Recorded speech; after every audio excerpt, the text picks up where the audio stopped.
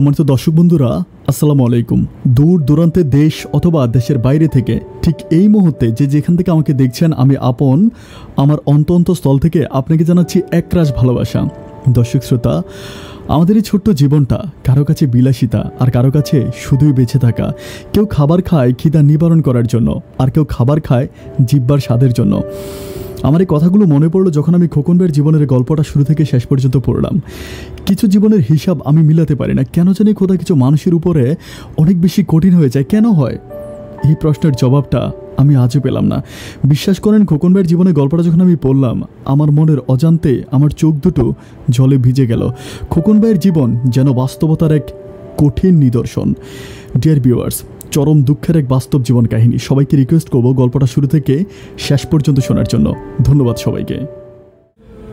সম্মানিত দর্শক বন্ধুরা, আসসালামু আলাইকুম রহমতুল্লাহি ওয়া বারাকাতুহু। আমার নাম হচ্ছে মোহাম্মদ খোকন, আমার বাড়ি রাঙ্গামাটি। প্রিয় দর্শক শ্রোতা, আমি আমার জীবনের গল্পটা আমার ছোটোবেলা থেকে শুরু করি। আমি ছোটোবেলায় পাহাড়ের সাথে বড় হয়েছি।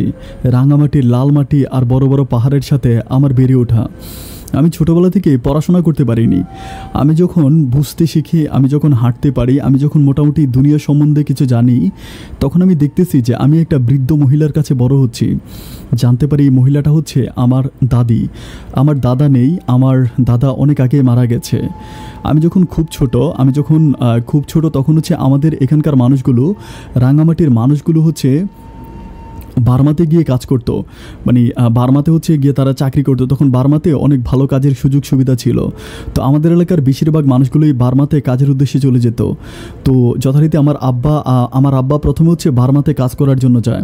তো বার্মাতে আব্বা যখন কাজ করার জন্য যায়, তো আমার মাও তখন বাড়িতেই থাকে, অত বেশি ভালো কাজ টাজ করতে পারে না, বা আব্বার একার কামাই দিয়ে আমার দাদি, তারপর হচ্ছে আমার আব্বা, আমি, আমার মা, সংসারটা খুব চলতে হিমশিম খেয়ে যাচ্ছিল।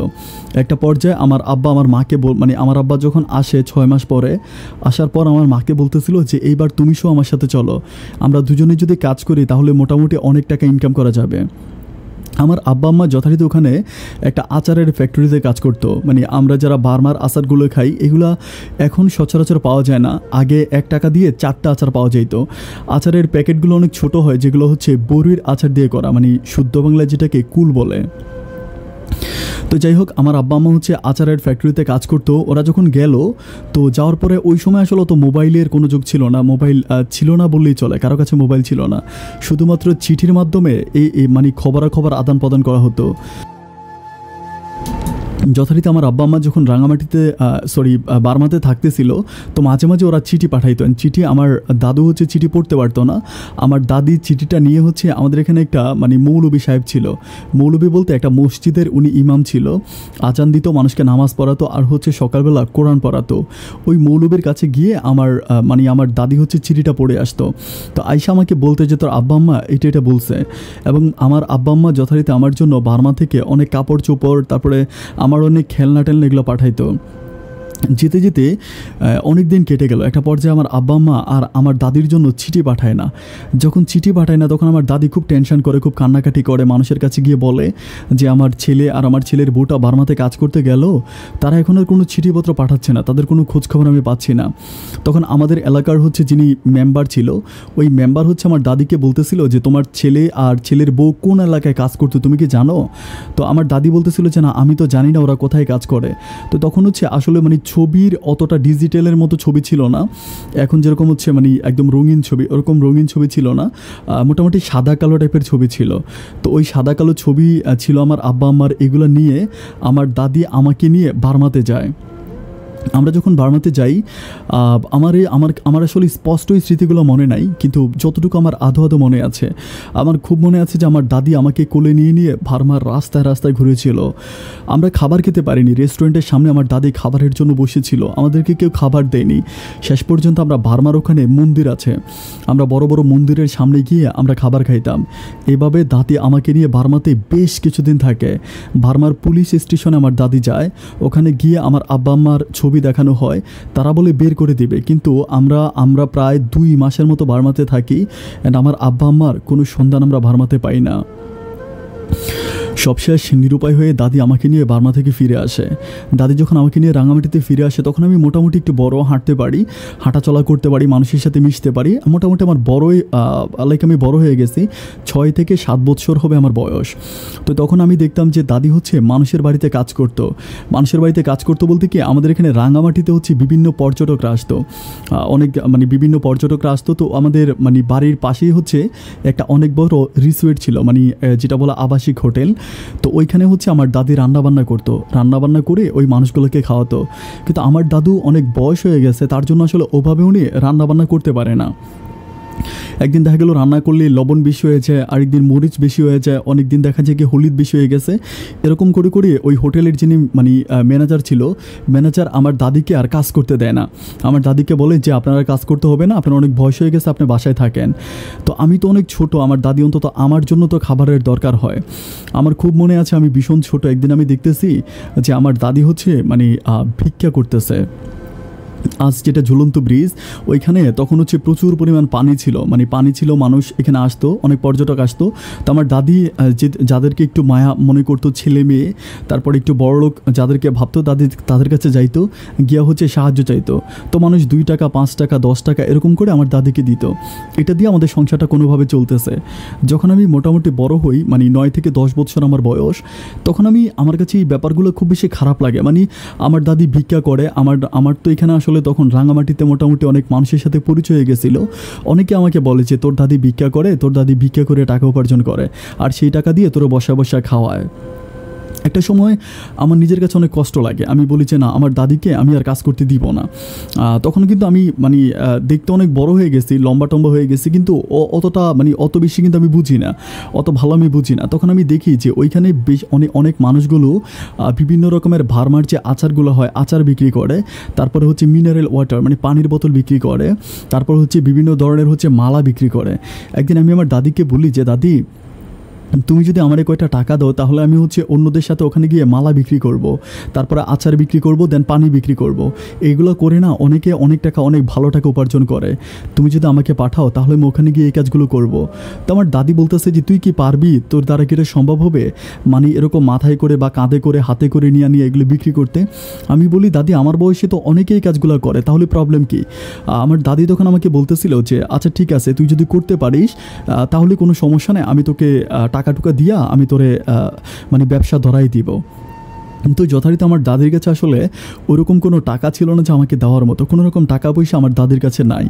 দাদি হচ্ছে, আমি যে একজন মৌলবীর কথা বলছিলাম, যে মৌলবী হচ্ছে আমার আব্বা আম্মা যখন চিঠি পাঠাইতো, যেই মৌলবীর কাছে গিয়ে আমার দাদি চিঠি পড়াইতো, সেই মৌলবীর কাছে আমার দাদি যায়।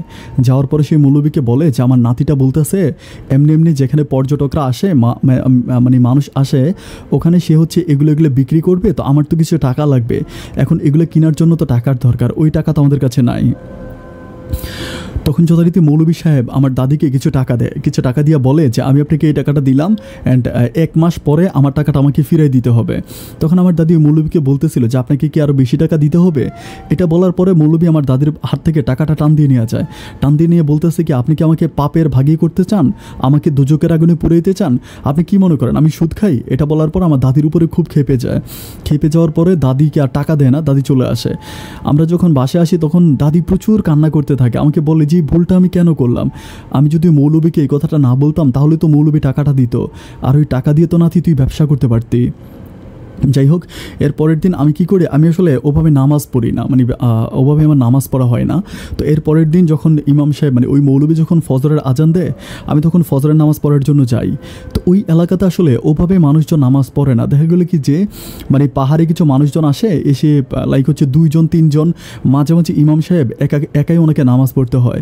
আর মসজিদ যাতে অনেক বড় ছিল ওরকম কোনো না, চারপাশে উপরে খালি টিন দেওয়া, উপরে টিন দেওয়া, আর চারপাশে হচ্ছে মাটি দিয়ে বানানো মসজিদটা ছিল। তো একটা পর্যায়ে ইমাম সাহেব আমি যখন ফজরের নামাজ পড়ি, ফজরের নামাজ শেষ করার পরে ইমাম সাহেবের সাথে আমার দেখা হয়। দেখা হলে আমি মানে নামাজ শেষ করে ইমাম সাহেবের কাছে বলি যে হুজুর, আপনি আমার দাদিকে অনেক কথা বলছেন, আমার দাদি মানে খুবই কান্না করছে, আপনি না আমার কথাটা একটু শোনেন।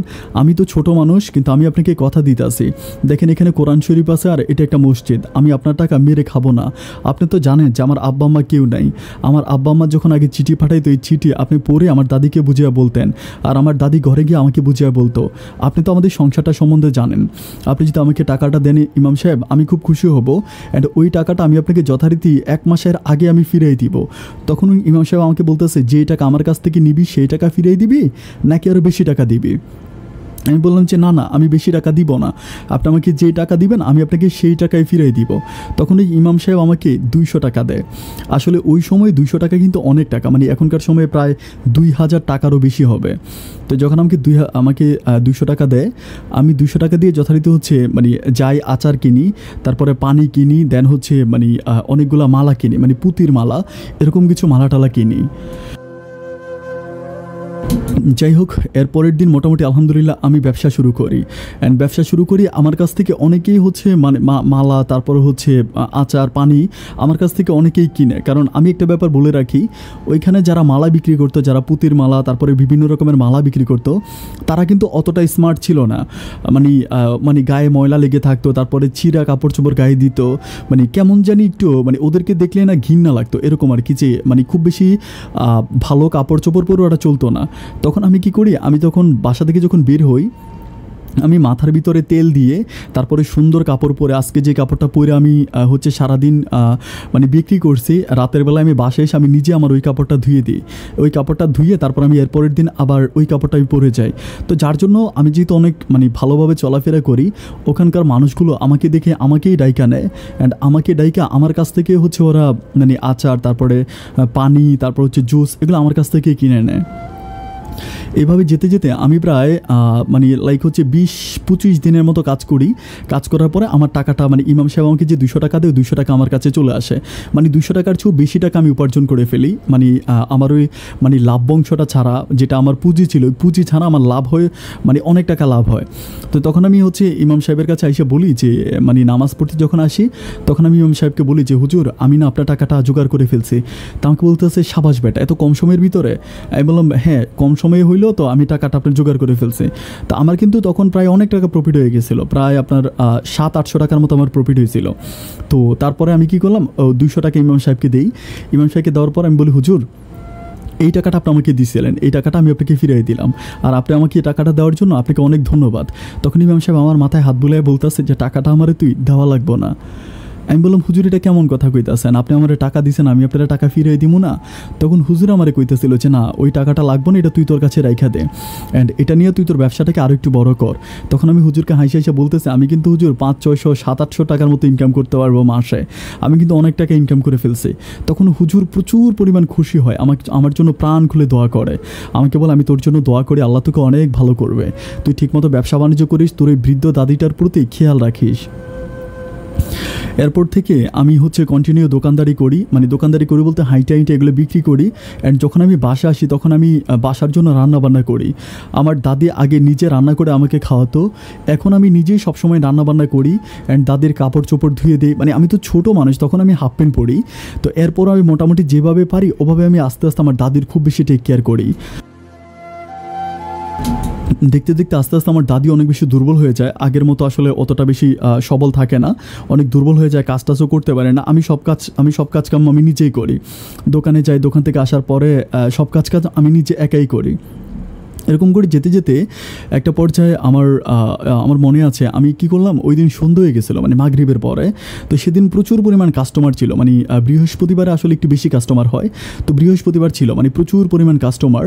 আমি একবার হচ্ছে মাল কিনে আনলাম, মানে পানি জুস এগুলো একবার কিনে আনলাম, দুপুরবেলা আবার শেষ হয়ে গেছে। পরে আমি 3টার দিকে মানে আবারও কিনে আনছি, কিনে আনার পরে আমার কিছু মাল রয়ে গেছে।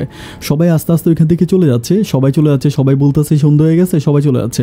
আমার কাছে মনে হয় 3টা পানির বোতল, 2টা আচার, আর হচ্ছে মানে একটা জুস ছিল, মানে একদম সামথিং কিছু জিনিস।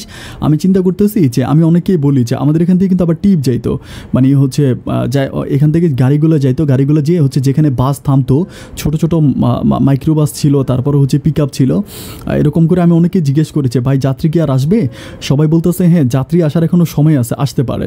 তো আমি কী করি, আমি চিন্তা করি যে যদি অন্তত একটা টিপ পাই এই জিনিসগুলো বিক্রি করে ফেলতে পারলে ভালো হবে, কারণ আমাদের বাসায় তো কোনো ফ্রিজ নেই, আচারটা মানে জুসটা নষ্ট হয়ে যাবে, আর পানিগুলো বাসায় রাখবো এটা কেমন জানি দেখায়। তো আমি বসে বসে চিন্তা করতেছি অন্তত আরও কিছু মানুষ পেলে আমি এগুলো বিক্রি করে তারপরে বাসায় যাব। এরকম করে যেতে যেতে মাগরিবের পর হয়ে যায়, তখন একটা মাইক্রোবাস আসে। একটা মাইক্রোবাস আসে হচ্ছে, মাইক্রোবাসে অনেকগুলো ইয়াং টাইপের ছেলে থাকে, মানে অনেক সবাই হচ্ছে যুবক মানুষ, কোনো মেয়েটে নাই, ওরা সব ইয়াং ছেলে। আমার সাথে হচ্ছে দেখা, আমি তোর সাথে কথা বলি, কথা বলার পরে আমাকে বলতেছে আমরা ঘুরে আসি, তুই যাইস না, তোর কাছ থেকে এটা কিনবো, এটা বলেছে আমরা ঘুরে আসি, ঘুরে এসে তোর কাছ থেকে এটা কিনবো, মানে আমরা সব কিছু কিনে নেবো তোর কাছ থেকে, তুই যাইস না, এটা আমাকে বলে। তোরা কী করে পানির ভিতরে যায়, ওরা পানির ভিতরে কী জানি করে, হাঁটাহাঁটি করে, এরকম করে ঘোরাফেরা করে। বাট আমি 1 ঘন্টার মতো হয়ে যায়, তখন প্রায় 7টা থেকে 7:30 বেজে যায়। শীতকাল ছিল কিন্তু তখন মোটামুটি অনেক রাত। তো আমি তারপরেও দাঁড়াই থাকি, যে এরা বলছিল যে এরা এসে আমার কাছ থেকে আচার আর পানিগুলো কিনবে। দাঁড়াই থাকতে থাকতে একটা পর্যায়ে ছেলেগুলো আসে। এর মাঝে একটা ছেলে ছিল, ও একটু মানে মোটা টাইপের, একটু লাইক হচ্ছে মোটা টাইপের। ও এসে আমার বলতেছে যে মামা তোর মানে বাসা কই, আমাকে জিজ্ঞেস করে। আমি বললাম যে আমার বাসা এখান থেকে মানে দেখাই যায়, অনেক দূরে না, এভাবে ওদেরকে দেখাই। পরে বলতেছে যে তোর বাসায় কে কে আছে। আমি বললাম যে আমার বাসায় আমার দাদি আছে, কথাবার্তা বলি। বা আমাকে বলতেছে যে তুই গাড়িতে আয়, মানে আমার কাছ থেকে সব কিছু কিনে আমাকে টাকা দেয়, টাকা দিয়ে বলতেছে যে গাড়িতে আয়। আমি বললাম না আমি তো গাড়িতে যাবো না। পরে বলতেছে আরে গাড়িতে আয় বেটা, গাড়িতে আয়, তোকে মানে আচার টাচার, আমাদের কাছে কিছু খাবার আছে, লাইক হচ্ছে আমরা কিছু বিরিয়ানি রান্না করছিলাম, ওইগুলো তোরে দিব। তাই আমি বললাম যে আচ্ছা তো ঠিক আছে দেন। আমি ওদের গাড়ির ভিতরে যাই। পরে আমার বলতেছে যে মানে ওটা একটা মাইক্রোবাস ছিল, আমার বলতেছে যে মানে পিছনের দিকে, মানে বলতেছে যে সিট দিয়ে তুই পিছনের দিকে যা, অ্যান্ড পিছনে হচ্ছে ডেক্সি আছে, ওইখান থেকে তুই আমাকে একটা প্লাস্টিক দেয়, যে প্লাস্টিকের মধ্যে ভইরা তুই ওখান থেকে নিয়ে আয়। কিন্তু আমি বললাম যে ঠিক আছে তাহলে পিছনের ডালা খুইলে দেন, আমি পিছন থেকে নিয়ে যাই। পরে বলতেছে আরে বোকা, আমাদের পিছনের ডালাটা নষ্ট, তাই তো তোরে বলতেছে এদিক দিয়ে যাওয়ার জন্য। আমি যখন এদিক দিয়ে হচ্ছে ঢুকার পরে আমি যখন যাই, আমি ওখানে কোনো কিছু দেখতে পাই না, মানে পিছনে যাওয়ার পর আমি কোনো ডেকছি বা হচ্ছে ডিব্বা কোনো কিছু দেখতে পাই না। তখন আমি ওদেরকে বলি যে কিরে ভাই আপনারা বলছিলেন যে এখানে ডিব্বা আছে, ওখানে তো কিছু নাই। এটা বলার পরে একটা ছেলে আমাকে ধরে, আমার কলার চাইপা ধরে। ধরার পরে আমি বলতেছি আর ভাই এগুলো কী করতেছেন। এর মাঝে কী করে মাইক্রোবাসটা টান দিয়ে দেয়। মাইক্রোবাসটা টান দিয়ে ওরা কী করে ওই এলাকা থেকে একটু সামনের দিকে চলে যায়, সামনের দিকে গিয়ে রাস্তার পাশে দাঁড়ায় আমার বলতেছে তোর কাছে কয় টাকা আছে আমার দিয়ে দে। আমি বললাম যে আমি এত মানে আমার কাছে খুব টাকা নেই, তারপরও আমার পকেটে যা পাইছে সব কিছু নিছে। নেওয়ার পর ওইখানকে একটা ছেলে আমাকে ওই গাড়ির মধ্যেই একটা ছেলে আমাকে আমার প্যান্ট খুলে আমার সাথে বলাৎকারের কাজ করে। অ্যান্ড কাজ করার পরে ও করে, এরপরে আরও 2-3টা ছেলে থাকে, যারা থাকে সবাই আমার সাথে এই নোংরা কাজটা করে। নোংরা কাজটা করার পরে আমার এমন অবস্থা হয়, আমাকে যখন মাইক্রোবাস থেকে ছেড়ে দেয় আমি তখন আর হাঁটতে পারতেছিলাম না, মানে আমার এমন অবস্থা হয়ে যায় যে আমি মানে পা সামনের দিকে দিতে পারতেছিলাম না। আমি ওখানে বসে বসে কান্না করতেছিলাম।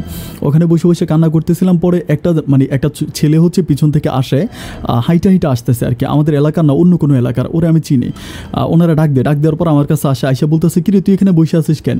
আমি বলি বাইরে এই ঘটনা, আমার গাড়ির মধ্যে ঢুকে ওই কিছু ছেলে আমার সাথে এই কাজগুলো করছে, এখন আমি হাঁটতে পারতেছি না, আমার কোমর খুব ব্যথা করতেছে। তখন আমার বলতেছে আয় আল্লাহ কী বলিস, তুই এখানে থাক, আমি তোর দাদিরে খবর দেই। তাই আমি বললাম যে না আমার দাদিরে খবর দিস না, আমার একটু ধৈর্য বাসা পর্যন্ত নিয়ে যা। তখন ওই ছেলেটা কী করে আমাকে ধরে আমার বাসা পর্যন্ত নিয়ে যায়। বাসা পর্যন্ত নিয়ে যাওয়ার পরে আমার দাদির কাছে দেয়, দাদির কাছে দেওয়ার পর আমি দাদির কাছে কান্নাকাটি করি, বলি যে দাদি এই ঘটনা। আমার দাদি খুব বয়স্ক মানুষ ছিল। আমার দাদি কী করে তেল, তারপর হচ্ছে গরম তেল দিয়া তারপর অনেক জায়গায় হচ্ছে ওভাবে মালিশ করে। বাট আমার কোনো কিছু হয় না, আমি আর বাথরুম করতে পারি না, বাথরুমে গেলেই আমি চিল্লা করি, প্রচুর পরিমাণ কান্নাকাটি করি। একটা পর্যায়ে দাদি আমাকে নিয়ে হচ্ছে আমাদের এলাকাতে হচ্ছে স্বাস্থ্য কমপ্লেক্স আছে, ওই হসপিটালে নিয়ে যায়। হসপিটালে নিয়ে যাওয়ার পরে ডাক্তার জিজ্ঞেস করে, মানে ডাক্তারটা অনেক ভালো ছিল, উনি মুসলমান ছিল, মুখ ভর্তি দাঁড়িয়ে, উনি আমাকে জিজ্ঞেস করে কী হয়েছে তোমার, আমাকে বলে। তখন আমি বলি যে এই ঘটনা, আমি ওনার কাছে সব কিছু বলি। তখন উনি আমাকে চিকিৎসা করে আমাকে কিছু ওষুধ দেয়, আর ওখানে কিছু ওই জায়গার ভিতরে কিছু লাইক হচ্ছে মলমের মতো কিছু একটা দেয়, অ্যান্ড বলে যে ঠিক হয়ে যাবে কিছুদিন পরে। তো এগুলো দেওয়ার পর আমি তখনও হাঁটতে পারি না, আমার দাদি আমাকে কুলে করে আনার কোনো ব্যবস্থা নাই, মানে ওরা মলমগুলো দেওয়ার পরে ব্যথাটা আরও বেশি বেড়ে যায়, মানে হাঁটা সম্ভব হচ্ছিল না। তো আমাকে তখন আমার দাদি কুলে করে আর আনতে পারতেছিল না, আমি ওখানেই হচ্ছে বসে যাই। তখন ওই ডাক্তারটা আমাকে বলতেছিল যে মানে দাদিরে বলতেছিল যে আপনি তো ওরে নিতে পারবেন না, ওরে কীভাবে নিয়ে যাবেন। তখন আমার দাদি বলতেছে যে ওরে না নিলে ওরে কি আমি এখানে রেখে যেতে পারুম? তখন ডাক্তার বলতেছে যে আপনি অপেক্ষা করেন, আমি আমার দেখি কোনো ছেলে আছে কি না, কোনো ছেলে থাকলে মানে কোনো ছেলেকে দিয়ে পাঠাবো। বসে থাকতে থাকতে প্রায় সন্ধ্যা গনিয়ে যায়। সন্ধ্যার পরে আমার দাদি বলতেছে বাবা রে, আমগো যতই কষ্ট হোক আমরা চলে যাবো। তখন ডাক্তারটা খুব ভালো ছিল, সে বলতেছে আমি তো আসলে বিকালবেলা একটু হাঁটাহাঁটি করি, হাঁটতে আমার ভালো লাগে, তো ঠিক আছে আপনি চলেন, আমি আপনার নাতির হচ্ছে বাড়িতে দিয়ে আসি। এরপরে ওই ডাক্তার আমার হাতের এক পাশে ধরে, আমার দাদি আরেক পাশে ধরে, ধীরে ধীরে কোনো মতো আমার ঘর পর্যন্ত আনে। ঘর পর্যন্ত আনার পরে তখন হচ্ছে আমাদের ঘরটা দেখে ওনার খুব মায়া লাগে। উনি বলে যে এই ঘরটা কি আপনারা থাকেন? আমার দাদি বলতেছে যে হ্যাঁ আমরাই থাকি। তখন বলতেছে যে ও তো এই কাজ করে আপনারা খাওয়ায়, এখন তো আর ও কাজ করতে পারবে না, কারণ ও অন্তত 1 সপ্তাহ 15 দিন ও আর হাঁটতে পারবে না। তখন ওই মানে ইয়েটার খুব মায়া লাগে, ওই লোকটার খুব মায়া লাগে। তিনি আমার মাথায় হাত দিয়ে বলতেছে হাই রে। তখন আমার দাদি কিন্তু এ পর্যন্ত বলে নাই আমাদের মানে স্টোরিগুলো আর কি, আমাদের পারিবারিক ব্যাপার। তখন ঘরে আসার পরে আমার দাদি ওই হচ্ছে ডাক্তারকে 1 গ্লাস পানি দেয়, পানি দিয়া সব কিছু বলে যে এই ঘটনা ওর আব্বা আম্মা বার্মাতে কাজ করতে গেছিলো, আচার কোম্পানিতে চাকরি করতো, অ্যান্ড ওইখানে মারা গেছে না কি হয়েছে আমরা জানি না, আর কখনো আর ফিরে আসে না ভার্মা থেকে। এটা বলার পরে ডাক্তারের খুব মায়া লাগে, ডাক্তার একরকম কান্না করে দেয়। কান্না করে দিয়ে আমার মাথায় হাত দিয়ে বলতেছে হাই রে ইতিম ছেলে রে, আচ্ছা ঠিক আছে তুই আর কাজ করা লাগবে না। ওই ডাক্তার কী করে 500 টাকা আমার দাদির হাতে দেয়, দাদির হাতে দিয়ে বলতেছে যে এটা দিয়ে খান, আমি ছেলেটার জন্য একটা ব্যবস্থা করব। এরপরে ডাক্তার কি বলে চলে যায়। চলে যাওয়ার পরে যথারীতি এর পরের দিন সকালবেলা ডাক্তার আবার আমাদের বাসায় আসে। বাসায় এসে বলতেছে যে ওরে আসলে এইভাবে আপনি কতদিন রাখবেন বা কতদিন খাওয়াবেন? তো বললো যে আমাদের ওইদিকে রাঙামাটি থেকে একটু দূরে আর কি, শহরের পাশে হচ্ছে একটা হেজবখানা আছে। হেজবখানা বলতে আমি বলে রাখি ব্যাপারটা এরকম যে ওইখানে এতিম বাচ্চারা থাকে, তারা হচ্ছে কোরআন শরীফ শিখে আর কি, মানে কোরআন খতম দেয়, মানে কোরআনের উপরে মানে কোরআনটাকে মুখস্থ করে, যাকে হাফেজ বলে আর কি, হাফিজে পড়ানো হয়। তো তখন ওই ডাক্তার এসে আমার দাদিকে বলতেছে যে আপনার নাতিটাকে আপনি এমনি এমনি দিয়ে দেন, দিয়ে দিলে হচ্ছে ওইখানে যাইয়া হচ্ছে ওইখানে যদি ও থাকে তাহলে অনেক ভালো থাকবে। এটা বলে যে আমি একটা হুজুরের সাথে কথা বলছিলাম, ওই হুজুরকে আমি বলছিলাম যে আপনার নাতির ব্যাপারে, নাতিটা এতিম। তখন হুজুর আমাকে বললো যে ঠিক আছে তাইলে আমার কাছে পাঠিয়ে দেন, এখানে হচ্ছে আমরা রাইখা তারে পড়াশোনা করাবো বা তারে হচ্ছে কোরআনে হাফেজ বানিয়ে দিব। এগুলো বলার পরে আমার দাদি ডাক্তারে ধরে একদম কান্না করে দেয়, বলে যে আমার নাতিটার যদি একটা গতি হয় তাহলে ডাক্তার সাহেব আমার আল্লাহর কাছে আর কোনো কিছু চাওয়ার নাই, আমি আল্লাহর কাছে হাত তুলে আপনার জন্য দোয়া করি, আল্লাহ আপনার অনেক বেশি বড় করুক। এটা বলে দাদি কী করে ওই ডাক্তারকে জড়াই ধরে খুব কান্নাকাটি করে। তখন আমি বলি যে ডাক্তারের সামনেই বলি যে ডাক্তার সাহেব আমি যাব না। তো ডাক্তার বলতেছে কেন যাবো না কেন? আমি বললাম যে আমি কীভাবে যাব বলেন, আমি যদি চলে যাই তাহলে আমার দাদি কীভাবে কাজ করবে? আর আমার দাদি তো কোনো কাজই করতে পারে না, সে তো বাসায় থাকে, আর আমি যদি কাজ না করি তাহলে আমার দাদিরে খাওয়াইব কে? আর আমি যে ওইখানে হেফজতে যাবো, আমি যে ওইখানে কোরআন শরীফ পড়বো, আমার কি হুজুরে টাকা দিব? তখন উনি বলতেছে যে টাকা দিব না, কিন্তু ওই এলাকার মানুষজন তোরে খাওয়ান দিব, মানে খাওয়ান লাগবো না, তোর খাওয়ানটা ফ্রি। আর এরই মাঝে তুই যদি কোরআনটা খতম করে ফেলতে পারিস, তুই যদি হচ্ছে কোরআনে হাফেজ হস, তাহলে তুই একটা মসজিদে বা মাদ্রাসায় চাকরি করতে পারবি। তখন আমি বলতেছিলাম যে আমার চাকরির দরকার নেই, আমি যদি চাকরি করতে যাই তাহলে তো আমার দাদি না খেয়ে মরবো, আপনি আমার একটা দাদির ব্যবস্থা করেন। তখন ওই ডাক্তার বলতেছে আমার দাদিরে বলতেছে আপনি তো অসুস্থ, আচ্ছা তারপরেও আপনি মানে আইসেন আমার মানে ওই ক্লিনিকে, আমার দাদিকে একটা চাকরি দেওয়া হয়। মানে চাকরিটা বলতে কীরকম আমি আপনাদেরকে বলি, মানে কিছু টোকেন আর কি, ডাক্তার হচ্ছে ওই যে ডাক্তারের কাছে যাওয়ার জন্য যারা হচ্ছে টোকেন নেয়, ওই রকম টোকেনগুলো আমার দাদির হাতে দেওয়া হয় 10 টাকা নিয়ে টোকেনগুলো দেওয়ার জন্য। তখন হচ্ছে ওই দাদি কী করে ওই টোকেনগুলো রাখে, 5 টাকা ছিল ওই সময় টোকেন, 5 টাকা দিয়ে আমার দাদি হচ্ছে টোকেন দিত আর কি, ওইখানে টোকেন দিত, মানুষ হচ্ছে ডাক্তারের কাছে যাইতো, তো টোকেন দিত। ওভাবে হচ্ছে আমার দাদি টোকেন দিতেছে, আর আমাকে সরাসরি রাঙামাটি শহরের পাশে একটা হেফজোখানা, ওই হেফজোখানায় পাঠিয়ে দেয়। তো ওইখানে ডাক্তার নিজে আমাকে নিয়ে যায়। ওইখানে যাওয়ার পরে আমার ভীষণ ভালো লাগে, মানে আমি আমার বয়সে অনেক ছেলে মেয়েদেরকে পাই, ওদের দুঃখ সুখের কথা শুনি। ওইখানের ব্যাপারগুলো খুব বেশি মজার ছিল, মানে মজার ছিল বলতে সকালবেলা একদম মানে ফজরের আগে আমাদেরকে ঘুম থেকে উঠাইতো, অ্যান্ড ফজরের আগে ঘুম থেকে উঠে আমরা হচ্ছে অজু করে মসজিদের ভিতরে ঢুকে তাহিজ্জুদের নামাজ পড়তাম। তাহিজ্জুদের নামাজ শেষ করে আমরা কি করতাম, সবাই হচ্ছে ফজরের নামাজ পড়তাম। ফজরের নামাজ পড়ে আমরা একটু হাঁটতে যাইতাম। ওই জায়গাটা খুব পাহাড়ি ছিল, পাহাড়ি একটা এলাকা, তো চারিদিকে প্রচুর গাছ ছিল, মানে খুবই মনোমুগ্ধকর একটা পরিবেশ। তো আমরা কী করতাম, যতগুলো বাচ্চা আছে আমরা সবাই মিলে পাহাড়ের চারপাশে এদিকে সেদিকে আমরা হাঁটাহাঁটি করতাম। অ্যান্ড হাঁটাহাঁটি শেষ করে আমরা হচ্ছে 6টা থেকে 6:30টার মধ্যে মাদ্রাসায় চলে আসতাম। মাদ্রাসায় আইসা আমরা সবাই মিলে হচ্ছে কোরআন মানে পড়তে বসতাম।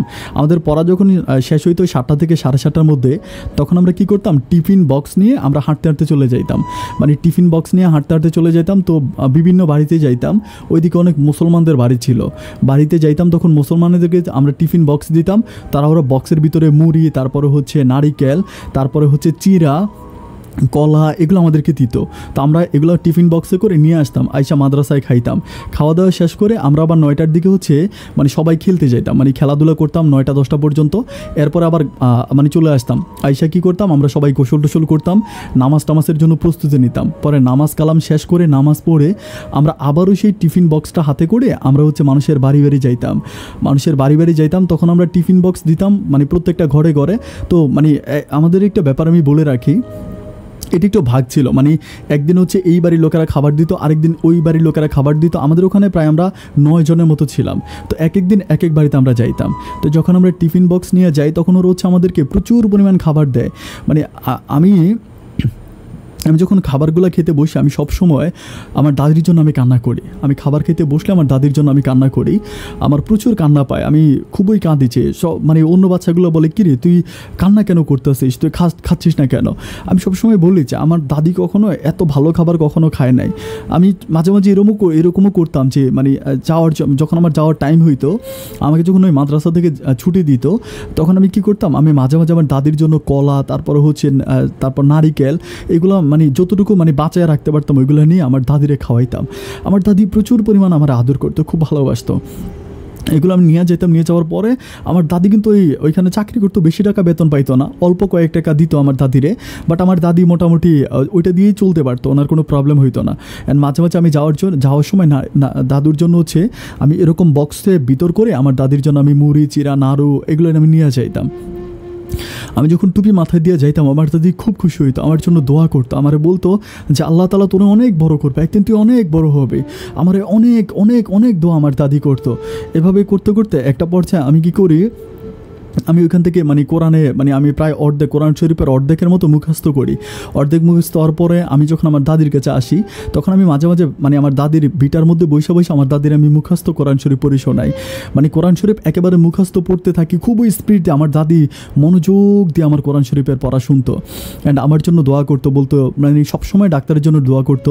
আর ডাক্তারটা অনেক ভালো ডাক্তার ছিল বলে হচ্ছে আজকে দাদি বলতো যে তোরে আমি কোরআনে হাফেজ বানাইতে পারতেছি। এরকম করতে করতে একটা সময় আমি কি করি, আমি হচ্ছে আলহামদুলিল্লাহ আমি আল্লাহর অশেষ রহমতে আমি মানে কোরআন খতম করে ফেলি। কোরআন খতম হয়ে যায় আমার, আমি হাফেজ হয়ে যাই। হাফেজ হয়ে যাওয়ার পরে তখন হচ্ছে রমজান মাস ছিল। রমজান মাস যখন আসে তখন মানে সব মানুষগুলো হচ্ছে মানে কোরআন খতম করায়, মানে প্রত্যেকটা বাড়িতে বাড়িতে কোরআন খতম হইতো। তো ওই এলাকার সবগুলো বাড়িতে কোরআন খতম হইতো। তো কোরআন খতমের সময় আমাদেরকে ডাকতো আর কি, যারা বাচ্চারা আছে আমরা সবাই মিলে কোরআন খতম করতাম। আমাদের হুজুরও ছিল, তখন হুজুরও থাকতো। তো কোরআন খতম করতাম, ওইখান থেকে কিন্তু আমাদেরকে অনেক টাকা দিত। মানে এক একটা কোরআন খতম করলে তখন আমাদেরকে 500-600 টাকার মতো দিত। তো প্রতিজনের বাগে 60 টাকা, 70 টাকা, 100 টাকা এরকম করে পড়তো। একদিন আমরা 2-3 বাড়িতে গিয়া কোরআন খতম করতাম। একটা রমজান মাসে আমি অনেক টাকা উপার্জন করি, অনেক টাকা। এবং যখন ঈদ আসে, ঈদের সময় আমি কী করি, আমার দাদির জন্য আমি শাড়ি কিনি, তারপরে চুড়ি কিনি, আমার দাদির জন্য আমি চুড়ি কিনি, তারপর হচ্ছে জুতা কিনি, অনেক সুন্দর সুন্দর জিনিসগুলো কিনি। কেনার পরে আমার দাদির জন্য আমি এগুলো নিয়ে আসি। আসার পরে ঈদের আগের দিন আমি আসি, আসার পর আমার দাদি খুব খুশি হয়, মানে এত খুশি হয় আমি ঠিক বলে বোঝাতে পারবো না। এগুলো দেওয়ার পরে আমার দাদি এগুলো পরে আমার জন্য খুব খুবই মানে খুশি হয়। আমি বলি যে দাদি আমার সবসময় বলতো যে তোর বাবা কোনোদিন আমার এত সুন্দর কাপড় পরায় নাই। চুড়িগুলো লাল লাল ছিল। আমার দাদি বলতো যে আমার তো বয়স হয়েছে, আমি কি এরকম চুড়ি পরতে পারবো? আমি তখন আমার দাদির হাতে চুড়ি পরাই দিতাম। চুড়ি পরাই দিয়ে আমি সারাদিন আমি দাদির সাথে ছিলাম। অ্যান্ড এরপরের দিন আমাদের মানে ইমাম সাহেব বলছে যে তোমরা বিকালের মধ্যে চলে আসবা, বিকালের মধ্যে তোমরা সবাই চলে আসবা। মানে ঈদের দিন বিকালে আমাদের হচ্ছে ওইখানে মানে কবর জিয়ারত করতে হবে, অনেকগুলো কবর আছে, ওইগুলো জিয়ারত করে 8 টাকা পাবো। তখন আমি দাদিরে বলি যে বিকালবেলা আমি বলি দাদি তুমি থাইকো, আমি চলে যাচ্ছি। আমি চলে যাই, আমি গিয়ে ওইখানে হচ্ছে এরপর ওই দিন রাতের বেলায় আমরা মানে হচ্ছে বিভিন্ন কবর আছে, ওই কবর জিয়ারত করি, মানুষের কবর। এরপরে পরের দিন আমি কবর জিয়ারত করি। ঠিক এর পরের দিন আমি বাড়িতে আসবো, এভাবে হচ্ছে চলতেছে। আর দুপুরবেলা হচ্ছে একটা লোক আমাদের হচ্ছে এখানে আসে। মানে দুপুরবেলা একটা লোক আমি যে হেফজোখানায় পড়ি ওই হেফজোখানায় একটা দুপুরবেলা একটা ছেলে আসে, আইসা আমার বলতেছে যে তোর দাদি অসুস্থ, তোরে যাইতে বলছে। তো আমি বলি যে কি অসুস্থ? পরে বলে যে অসুস্থ, তোরে যাইতে বলছে। তখন কিন্তু আমি ছোটো মানুষটা অনেক বড় মোটামুটি। আমি বলি আচ্ছা ঠিক আছে। তো ওই ছেলের সাথে আমি দাদিরে দেখতে আসি। আমি বললাম যে গতকালকে গেলাম দাদিরে কাপড় চোপড় দিয়ে আসলাম, আজকের মধ্যে দাদির আবার কী হয়ে গেল, এটা দিয়ে আসি। বাট আসার পরে যখন আমি বাড়ির ভিতরে ঢুকবো আমি দেখতে পাই যে আমাদের বাড়ির আশেপাশে অনেক মানুষ।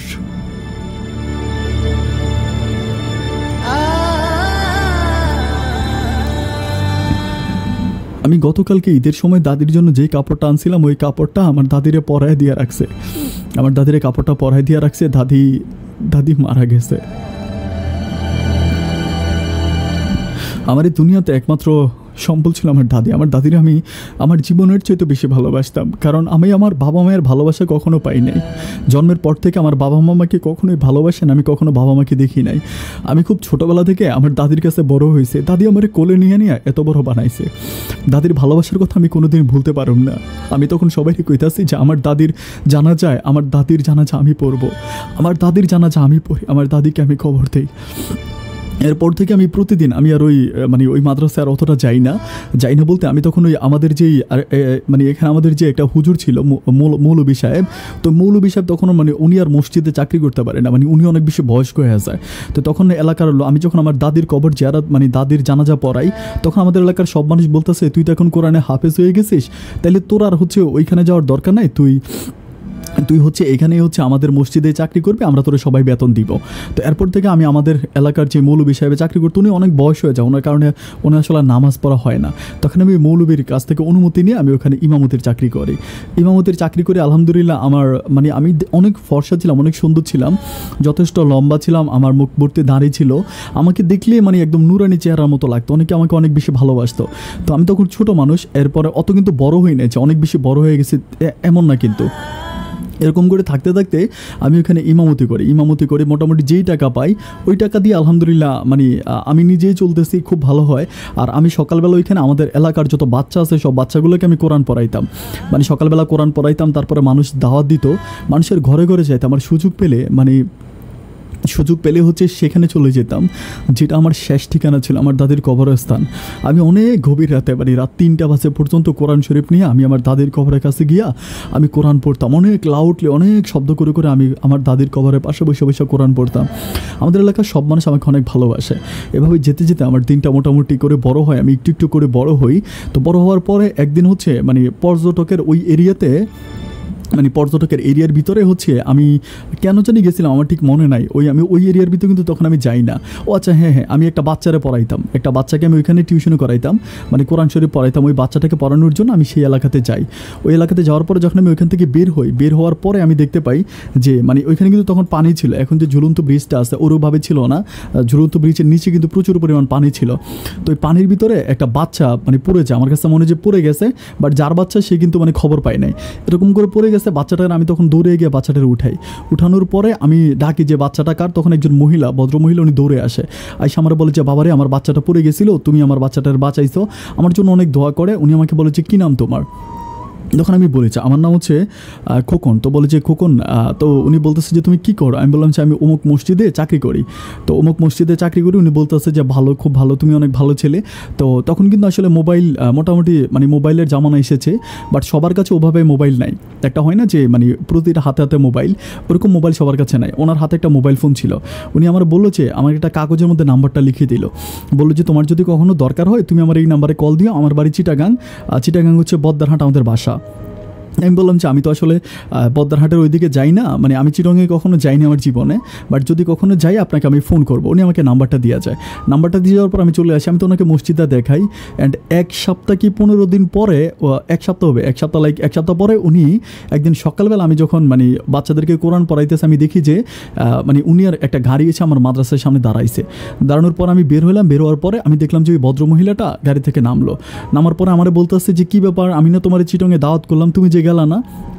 আমি ওনার বলতেছিলাম যে আমি তো আপনাকে বলি নাই যে আমি যাব, আমি বলছি যে আমি যদি কখনো যাই তাহলে আপনাকে আমি জানাবো, বা আমি যাব যদি কখনো চিটংয়ে যাই। আমি তো আপনাকে এটা কনফার্ম করে নিই যে আমি আজকে যাব বা কালকে যাব। পরে বলতেছে তোমারে আমি আমার বাড়িতে নিয়ে যাবো, এটা বলতেছে। তাই আমি বললাম যে দেখেন আমি আসলে এখানে মাদ্রাসায় চাকরি করি, আর পাশাপাশি এখানে মসজিদে ইমামতি করি, তো আমার পক্ষে আসলে আপনার ওখানে যাওয়া সম্ভব না। তখন ওই মহিলাটা আমাকে বলতেছিল যে তোমাদের এলাকার আমাদের এলাকার যে মেম্বার আর কি, মেম্বারের কাছে ওই মহিলা যায়। হ্যাঁ, ওই মহিলা যাইয়া ওই মেম্বারকে নিয়ে আসে। তখন আমি বাচ্চা পড়াইতেছি, উনি চলে যায় গিয়ে মেম্বারকে নিয়ে আসে। মেম্বারকে নিয়ে আসার পর উনি মেম্বারের সাথে কী কথা বলে, তখন আমাদের যে ওই মেম্বার ছিল, মেম্বার আমাকে বলতেছিল যে খোকন রে, এই তোর একটা কথা বলি, তুই মনোযোগ দিয়ে শোন। তোর তো বাপ মা কেউ নেই, আর তোর তো তোর দাদিটাও মারা গেছে, তো তুই তো একাই থাকতেছস। এখন এই মহিলা তোর একটা প্রস্তাব করতে আসে, এখন তুই কি এটাতে রাজি হবি কিনা? তাই আমি বলতেছি যে কিসের প্রস্তাব, আমি তো ওনাকে ঠিকমতো চিনি না, উনি আজকে প্রথম আমার সাথে দেখা করতে আসছে। তখন আমার ওই হচ্ছে আমাদের মেম্বার বলতেছে যে উনি তোরে বিয়ে করতে চায়। আমি তখন বললাম যে মানে বিয়ে করতে চায় বলতে ওনার বয়সের সাথে তো আমার বয়সের অনেক পার্থক্য। তো মহিলাটা পাশেই ছিল, উনি কথাগুলো শুনতে পায়। উনি কিন্তু এখান থেকে বলে যে লাউডলি, আমাদের নবী করিম হজরত মোহাম্মদ সাল্লাল্লাহু আলাইহি সাল্লামও কিন্তু ওনার চেয়ে বেশি বয়সী একটা মহিলা, মানে ওনার চেয়ে বেশি বয়সী একটা মানুষকে বিয়ে করছে। সুতরাং নিজের বয়সের চেয়েও একটি বেশি বয়সী মানুষকে বিয়ে করা কিন্তু সুন্নত। উনি এটা বলার পরে আমি বলি যে, আমি তখন আমাদের মেম্বারকে বলি যে আমার একটু সময় দেন, আমি একটু আপনাদের জানাবো। তখন মেম্বার আমারে বলতেছে যে আরে বেটা, তোরা একটা কথা বলি, এরকম সুযোগ আর কোনো দিন আসবে না। বদ্দার হাতে ওই মহিলা নিজস্ব বাড়ি আছে। পরে আমি বললাম যে ওনার তো একটা বাচ্চা আছে। তো বলতেছে যে ওনার বাচ্চা আছে ঠিক আছে, কিন্তু ওনার জামাই মারা গেছে। তো ওনার জামাই তো আগে সরকারি চাকরি করতো, মারা গেছে। অ্যান্ড মহিলাও দেখতে সুন্দর, আমার কাছে মনে হয় আল্লাহ তোর দিকে ফিরে তাকাইছে। তখন আমি কি করি, আমি বলি যে আচ্ছা ঠিক আছে তাহলে আমি জানাবো। এটা বলার পরে মহিলা কী করে, ওনার কাছ থেকে একটা মোবাইল ফোন আমাকে দেয়। আমাকে বলে যে মোবাইল ফোনের ভিতরে সিম ঢোকানো আছে, মোবাইল ফোনটা তোমার কাছে রাখবো, আমি তোমার কল দিব। আমি বললাম যে দেখেন আসলে মানে আমি তো মোবাইল ফোন কখনো ব্যবহারও করি না বা মোবাইল সম্বন্ধে ওরকম জানিও না। উনি আমাকে বলে যে শিখাই দেয়, এমনি এমনি ব্যবহার করবা। তো মোবাইল ফোনটা দিয়ে উনি চলে যায়, আমাদের মেম্বার চলে যায়। ওই দিন রাতের বেলায় মহিলাটা আমাকে কল দেয়। কল দিয়ে আমার সাথে অনেকক্ষণ ধরে কথা বলে। আমি আসলে কথা বলতে চাই না, আমি 2-1 মিনিট কথা বলে কেটে দিচ্ছিলাম, বাট উনি লাইন কাটেন, আমার সাথে কথা বলে। বাট আমি একটা সময় রাতের বেলায় চিন্তা করতেছিলাম, তো এটা তো আমার জন্য ঠিক হচ্ছে না। কারণ আমি অ্যাজ এ হচ্ছে একটা মানে অবিবাহিত ছেলে, ইয়াং বয়স, আমি এরকম একটা বেগানা নারীর সাথে ফোনে কথা বলাটা তো এটা মানে আমার দৃষ্টিকোণ থেকে, মুসলিম দৃষ্টিকোণ থেকে এটা ভালো দেখায় না। একটা পর্যায়ে আমি ওই মহিলাকে বললাম যে আপনি আমার আর কল দিয়েন না। ওনাকে বলি যে আপনি আমার আর কল দিয়েন না, আমি আসলে এই ব্যাপারটা নিয়ে আপনার সাথে আর কথা বলতে চাই না। আর আমার বিয়ের বয়স হলে আমি বিয়ে করবো, আপনার মোবাইল ফোনটা আপনি এসে নিয়ে যান। এটা যেদিন আমি বলি, এর পরের দিন উনি আবারও আমার মাদ্রাসায় আসে সকালবেলা। ওই দিনও মেম্বার ছিল ওনার সাথে। তো মেম্বার আমারে বলতেছে কী রে, আমি তোরা এমনভাবেই কইতাছি যে মহিলাটা তোরা অনেক বেশি পছন্দ করে, তুই এটা কেমন কথা কইতাছস, মহিলাটা তো ভালো একজন মহিলা। পরে আমি বললাম যে আপনি কি এটারে মানে মুক্তিয়ারি করতেছেন? তো উনি বলে যে তুই যদি বলস মুক্তিয়ারি মিনস হচ্ছে ঘটকালি আর কি, আপনি কি ঘটকালি করতেছেন? তখন উনি আমার বলে যে আমি তুই যদি ধরস ঘটকালি, তা তো তোর এই দুনিয়াতে কেউ নাই, এখন এই মহিলাটার বিয়ে করে তুই অনেক ভালো থাকবি, তো সমস্যাটা কোথায়? তো একটা পর্যায়ে আমি কি করি, আচ্ছা ঠিক আছে, আমি বলি যে আলহামদুলিল্লাহ ঠিক আছে, উনি যদি আমাকে বিয়ে করতে চায়, আমার এই দুনিয়াতে তো আসলে কেউই নাই, আমার আব্বা আম্মাও নাই, কেউই নাই। সুতরাং উনি যদি আমাকে বিয়ে করতে চায় তাহলে আমার কোনো আপত্তি নেই, কিন্তু আমি মাদ্রাসায় থাকবো, ওখানেই পড়াশোনা করাবো, বাচ্চা আমি জায়গায় থাকবো। তখন ওই মহিলা আমাকে বলতেছে যে দেখো আমাদের ওইখানে বদ্দারহাটে আমাদের নিজস্ব বাড়ি আছে, তো আমি তো আমার বাড়ি রেখা তোমার সাথে এসে এই রাঙামাটিতে থাকতে পারবো না, এখানে তো থাকা আমার পক্ষে সম্ভব না, তোমাকে চিটংয়ে চলে যেতে হবে, প্রয়োজনে আমি তোমাকে চিটংয়ে একটা মাদ্রাসা ঠিক করে দেবো, একটা মসজিদ ঠিক করে দিব, ওই মসজিদে তুমি এখন যেভাবে ইমামতি করতেছো এভাবেই তুমি ওখানে ইমামতি করবা।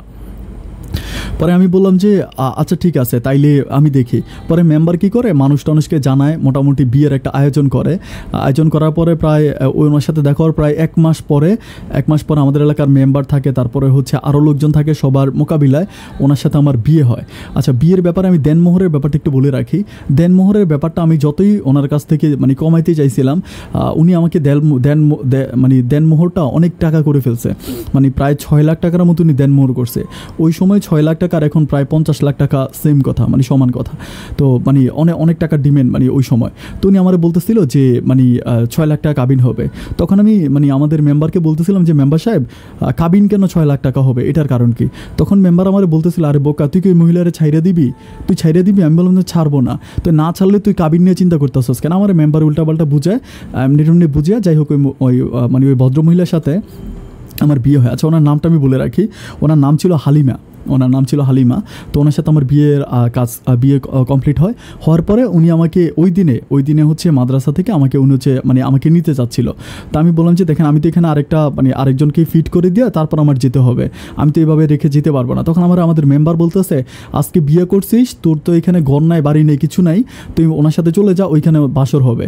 তখন আমি বলতেছি যে না মেম্বার সাহেব, এটা মোটেও ভালো দেখাইতেছে না, কারণ উনি আমার বিয়ে করছে, আমি ওনার মানে স্বামী, সব কিছুই ঠিক আছে, কিন্তু ওনার বাড়িতে গিয়ে আমি ওনার সাথে বাসর করবো, আমার তো একটা রুম আছে, একটা মাদ্রাসা আছে। আর তখন কিন্তু আমার দাদির যে ঘরটা ছিল, এই ঘরটা কিন্তু ভেঙে গেছে, আমি ওই ঘরে থাকি না। দাদি মারা যাওয়ার পর থেকে আমি ওই ঘরে আর যাই না। যখন মেম্বার আমার বলতেছে তাহলে আমার বাড়িতেই থাক, তখন ওই মহিলা, তারপর ওনার মানে 5-6 জন পুরুষ থাকে, ওই মহিলা, তারপর 3-4টা নারী থাকে, মোটামুটি এক মাইক্রোবাসে যা মানুষ হয় তারা সবাই মিলে হচ্ছে ওই মেম্বারের বাড়িতে ছিল ওই দিন রাতের বেলায়। আমিও ছিলাম। যাক, ওই মহিলার সাথে আলহামদুলিল্লাহ আমার হালিমার সাথে আমার বাসর হয় অ্যান্ড সব কিছু কোরআন হাদিস মোতাবেক সব কিছু আমি করি অ্যান্ড করলে সব কিছু। এরপরে আমি কী করি, মাদ্রাসায় থাকি। তখন হালিমা আমার বলতেছে যে ঠিক আছে তাইলে তুমি এখানে সব কিছু ঠিকঠাক করে এখানে একটা লোক দিয়ে তুমি চলে আসো, আমি চলে যাচ্ছি, কারণ আমার তো এখানে বাড়ি আছে। তারপর ওনার বাচ্চাটাও কিন্তু এখানে, বাচ্চাটাকে নিয়ে আসে নাই। পরে বলেছে আমি বাচ্চাটাকে ওইখানে রেখে আসছি, আমার বাচ্চাটা আবার কোন সময় কী গতি হয়ে যায়।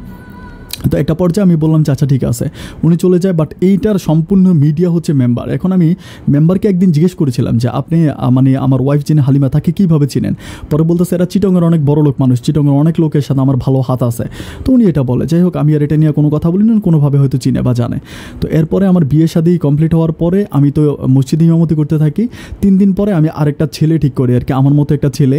ওই ছেলেটা হচ্ছে আমরা যেখানে মাদ্রাসায় পড়তাম আগে হেফজোখানায়, ওই হেফজোখানায় ওই ছেলেটাও হচ্ছে হাফেজ হয়। ওই হাফেজ ছেলেটার আমি খবর দিয়ে মসজিদে চাকরিটা আমি হাফেজ ছেলেটাকে দিয়ে দেওয়ার পরে যথারীতি আমি এখান থেকে বিদায় নিয়ে সবার কাছ থেকে দোয়া টোয়া নিয়ে সবাইকে বলে আমি হচ্ছে মানে আমার কাপড় চোপড় বেডিংপত্র সব কিছু নিয়ে আমি চলে যাই সুদূর চিটাগংয়ে।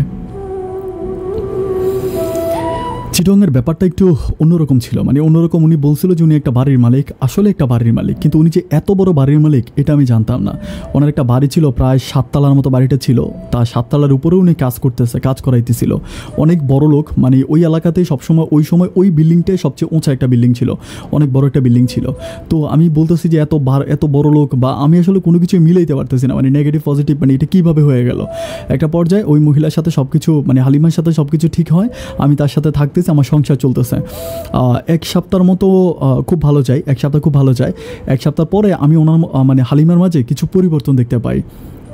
পরিবর্তন মানে হচ্ছে মানে উনি কিছু লোকদের সাথে মানে বৈঠক করে, মানে কিছু লোকদের সাথে কথা বলে, কিছু লোকের সাথে ওনার উঠা বসা চলাফেরা। তো এই ব্যাপারগুলো আমার কাছে কেমন যেন একটু খারাপ লাগে। লোকগুলোর সাথে উনি খুব ক্লোজলি বসে কথা বলে বা অনেক মধুর সম্পর্ক।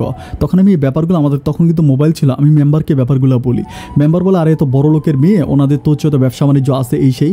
তো আমি একদিন নিজে হচ্ছে হালিমাকে জিজ্ঞেস করি যে হালিমা, একটা ব্যাপার আমি বুঝতে পারতেছি না যে এই লোকগুলোর সাথে তোমার সম্পর্কটা কি? তখন হালিমা আমাকে বলতেছিল যে এই লোকগুলো আমাদের হচ্ছে দোকানপাট আছে, আরও ব্যবসা বাণিজ্য আছে, ওরা আমাদের ব্যবসা বাণিজ্যগুলো দেখাশোনা করে। যেতে প্রায় 2 মাসের মতো কেটে যায়। 2 মাস পরে আমি দেখতে পাই যে না, ও আমাকে যে লোকের ব্যবসা বাণিজ্যের কথা বলি, লোকগুলো আসলে ব্যবসা বাণিজ্য করে না, তারাও হালিমার মতো এই মানে সবাই বড় লোক। পরে আমি একদিন মানে দেখলাম যে হালিমা একদিন আমাকে একটা ব্যাগ দিল, মানে একটা ব্যাগ দিয়ে বলতেছে যে তুমি যখন হচ্ছে রাঙামাটিতে যাবা, তখন আমি হচ্ছিলাম যে রাঙামাটিতে আসতে যাচ্ছিলাম আর কি, রাঙামাটিতে যাব। আমার দাদির কবরটা দেখতে খুব ইচ্ছা করতেছিল, দাদির কবরটার জন্য খুব কষ্ট হচ্ছিল। তো আমাকে বলতেছে যে তুমি যে রাঙামাটিতে যাবা, এই ব্যাগটা নিয়ে তুমি মেম্বারকে দিবা। তো ব্যাগের মধ্যে কি এটা কিন্তু আমি জানি না, আমাকে ব্যাগটা দিয়ে দেয়। আমি ব্যাগটা নিয়ে যথারীতি রাঙামাটিতে আসি। রাঙামাটিতে আসার পরে আমি মেম্বারকে ব্যাগটা দিই। ব্যাগটা দেওয়ার পরে মেম্বার সাহেব ব্যাগ নিয়ে যায়। নিয়ে যাওয়ার পরে আলহামদুলিল্লাহ সব কিছু ঠিক থাকে। তখন মেম্বার আমারে বলতেছে যে আমার মানে একটা খামের ভিতরে একটা খাম দেয়। তো খামের ভিতরে কি এটা আমি জানি না, আমাকে খামটা দিয়ে যে এটা তুমি তোমার বউয়ের কাছে দিবা। তো আমি কি করি, রাঙামাটি চিটংয়ে যাই, গিয়ে ওই খামটা আমার বউকে দিই। এভাবে মোটামুটি সব কিছু খুব ভালোই চলতেছে, মোটামুটি আলহামদুলিল্লাহ দিনকাল অনেক ভালো হয়ে যাচ্ছে। যেতে প্রায় 4 মাসের মতো কেটে যায়। 4 মাস পরে আমি যে জিনিসটা খুব ভালো করে খেয়াল করতেছি যে উনি আসলে মানে ওই রকম মানে আমাকে যেটা বললো যে বাড়ির মালিক সবই ঠিক আছে, কিন্তু ওনার যে টাকা পয়সা বা যেই লোকদের সাথে ওনার উঠা বসা বা চলাফেরা, এগুলো কিন্তু একেবারে হাই র্যাঙ্কের মানুষ। মানে হয় না যে চিটংয়ের একেবারে নামি দামি লোকজন, আর উনি সবসময় আমি দেখি যে টাকা, মানে এত টাকা, 1 কোটি 2 কোটি, মানে প্রচুর টাকা, মানে টাকার কোনো অভাব ওনার কাছে নাই। বিটকিস ভরে টাকা আসে, বিটকিস ভরে টাকা যায়। আমি কিছুই বুঝতে পারতেছিলাম না মানে উনি এগুলো কী করে বা কী ওনার ব্যবসা বা কী আসে বিষয়। অনেকদিন পরে একদিন উনি আমাকে বলতেছে যে আমি আবারও হচ্ছে আমার দাদির কবর দেখতে যাব। আমি প্রতি মাসে দাদির কবর দেখার জন্য চাই। পরে আমি তাদের কবর, আচ্ছা আরেকটা ব্যাপার বলে রাখি, আমি কিন্তু সে কিন্তু আমাকে বলেছিল যে আমাকে রাঙামাটি চিটংয়ে একটা চাকরি দেবে আর কি মসজিদে, কিন্তু আমাকে কোনো মসজিদে চাকরি বাকরি দেওয়া হয় না। আমি বাসায় থাকি, বাসায় খাচ্ছি দাচ্ছি ঘুমাচ্ছি, এভাবে আমার দিন কাটায়। তো আমি যখন কিছুদিন পরে আবার বললাম যে আমি হচ্ছে ইয়ার কাছে যাব, মানে মেম্বারের কাছে যাব, মানে ইয়ের কাছে যাব, আমার দাদিকে দেখতে যাব, দাদির কবর দেখতে যাব, তখন আমাকে একটা ব্যাগ, উনি বলতেছে আরেকটা ব্যাগ আমাকে দিল। ওই দিন ব্যাগটা ছিল একটু বিটকিসের মতো, মানে বিটকিস যেরকম হয় না, যে বিটকিসের মতো অনেক বড় একটা ব্যাগ ছিল। আমাকে বলতেছে এই ব্যাগটা মেম্বারের কাছে দিবা। তো আমি বলতেছি তুমি প্রত্যেকদিন মেম্বারের কাছে এগুলো কী পাঠাও, আমি তো বুঝি না। তো আমাকে বলে তোমার যেটা বলি তুমি সেটাই শোনো, একটু শাসন করে কথা বলো। আমি একটা ব্যাপার আসলে বলি রাখি, এটা হচ্ছে ও কিন্তু খুব শাসন করতো আমাকে, মানে খুব বেশি শাসন করতো, এটা কিন্তু আমাকে খুবই শাসন করতো। বাট আমি এটা ভালোবাসার দৃষ্টিতে মেনে নিতাম যে যা হবার তা হবে, সমস্যা নেই। যেতে যেতে আমাকে যখন একটা ব্যাগ ধরাই দেয়, অনেক বড় ব্যাগটা ছিল, প্রচুর বড়, আমি ব্যাগটা নিয়ে যথারীতি হচ্ছে যাই। যাওয়ার পরে আমি যখন মেম্বারের বাড়িতে যাই তখন দেখছি মেম্বার নাই, মানে মেম্বার না থাকার পরে আমি চিন্তা করতেছিলাম যে এগুলো কী দেয় আমার, আমি একটু দেখবো। মানে ব্যাগটা আমি আপনাদেরকে মানে লাকি স্টারের ব্যাপারে বলে রাখি, এটা কিন্তু ওরকম কোনো বিটকেস না যেটা হচ্ছে তালা মারা ছিল বা এরকম কিছু। এটা ছিল লাইক একটা বক্সের মতো, বক্সের উপরে কভার দেওয়া আর কি, মানে প্লাস্টিকের কভারের মতো এরকম ছিল। তো তখন আমি কী করি, প্লাস্টিকের মানে ইয়েগুলো খুলি, পিনেটগুলো খুলি, মেম্বারের ঘরে বসে যেটা কি আমি একটু দেখবো। মেম্বার আস্তে আস্তে আমি খুলে একটু দেখি, কারণ আমার বউ তো পাঠাইছে, তাই না। খোলার পর আমি যখন একদম সম্পূর্ণটা খোলার পর আমি যেটা দেখতে পাই যে এটার মধ্যে হচ্ছে কিছু নিশা জাতীয় অ্যালকোহল টাইপের হচ্ছে, লাইক সোজা বাংলায় যেটাকে মদ বলে, মদ এবং বিদেশি মদ।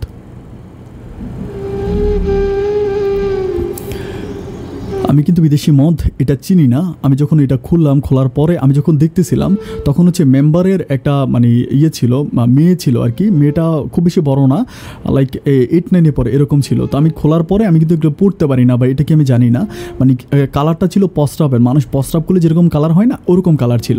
তো মানে তখন আমি ওই মেয়েটাকে দেখালাম যেটা কি, তখন ইংলিশে পড়তেছে, পড়া বলতেছে যে এগুলো তো মানে বিদেশি মদ। পরে আমি বলতেছি যে এগুলো বিদেশি মদ, বলে যে হ্যাঁ এগুলো বিদেশি মদ। কার জন্য আনছেন আমাকে বলে। তখন আমি কিন্তু ওর বাবার কথা বলি না, আমি আবার এটা ব্যাগের মধ্যে রেখে আমি কভার মানে মুখ বাঁধতেছি।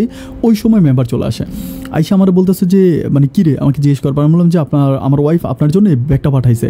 পরে বলতেছে যে ব্যাগের ভিতর তুই কি ব্যাগ খুলছিস? আমি বললাম হ্যাঁ খুলছিলাম। তো বলে যে ব্যাগ খুলছিস কেন আমাকে বলে। আমি বললাম খুলছি, আমার বউ পাঠাইছে, আমি কি দেখতে পারি না যে কী পাঠাইছে?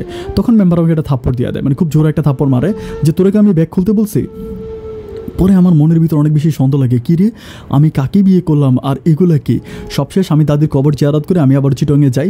চিটংয়ে যাওয়ার পর কিন্তু আমি আমার বউকে আর কিছু বলি না, মানে আমি আমার বউকে আর কিছু বলি না যে মানে এটা ও কেন বা এটাকে আমি কিছুই বলি না। বাট কিছুদিন পর আমি খুব মানে একদম ক্লিয়ার করে যেটা বুঝতে পারি সেটা হচ্ছে আমার বউ হালিমা একজন মানে চিটংয়ের অনেক বড় একজন মাদক ব্যবসায়ী। আমি আরেকটা ব্যাপার ভুলে গেছিলাম, আমাকে কিন্তু বিভিন্ন জায়গায় আমাকে পাঠাইতো, মানে অনেক জায়গায় আমাকে পাঠাইতো এরকম করে ব্যাগ ট্যাগ নিয়ে আমাকে পাঠাইতো, বলে যে মানে রান্না করছে। একদিনও আমি যে বলে রাখি, একদিনও খিচুড়ি রান্না করছিল, বলে যে খিচুড়িটা আমার মামার জন্য দিয়ে আসো, মানে একটা বক্সে করে খিচুড়ি পাঠায়।